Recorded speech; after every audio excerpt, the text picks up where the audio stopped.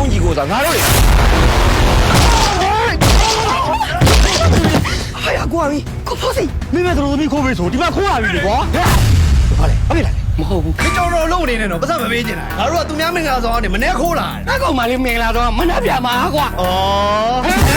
ကိုကြီးတို့တော့လောကလေအယူတွေကြီးပဲမင်းက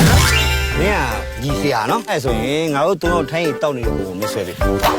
ဒီနှလုံးသားထဲမှာမင်းတို့ညီကိုသုံးကချစ်စီဟာကောင်းတယ်လို့ထင်လို့ဒီလိုပုံလေးဆွဲတာပါကွာဟုတ်တယ်မလားမဟုတ်ပါဘူးပ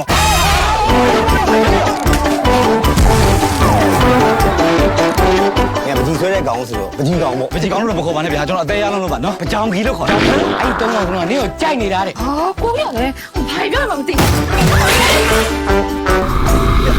ငါညီမတော့ကိုရနေရဖြတ်ပြခုဖြတ်ဟုတ်ကဲ့ဖြတ်အညီကိုလည်းတော့မပတ်သက်မိစေသူတင်လိုက်သူတို့တုံးနေအောင်ချစ်တဲ့ညီမလေးကိုညှက်ဆောင်နေတော့မထုံမိစေညီမလေးရေဝိုင်းလိုက်ကိုကြီးပုံလေးကတော့ပထမဆုံးကျွန်တော်စတွေ့ခဲ့တဲ့ပုံလေးပေါ့အဲ့ဒီက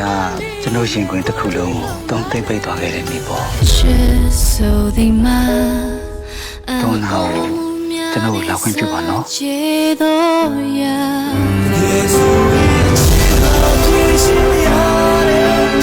မာရီယာငါတို့3ယောက်လုံးအတွက်ရန်ကိုတန်မိုးထားရတဲ့ရဲနာ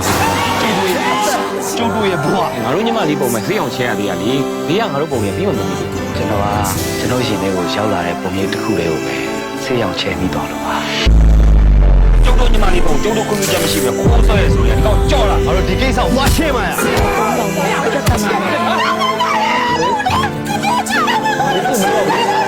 မလေးမင်းတို့ညီမလေးကိုလင်ကောင်းတောင်းအောင်ရအောင်ရှာပြီးပေးစားကြ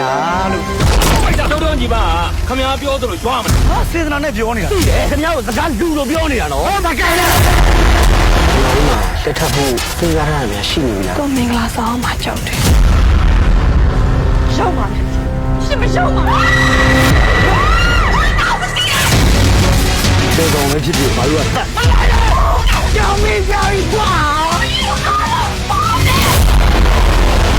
ဒီကောင်လေးချစ်ပုံရတော့ကြောက်စရာကောင်းတာ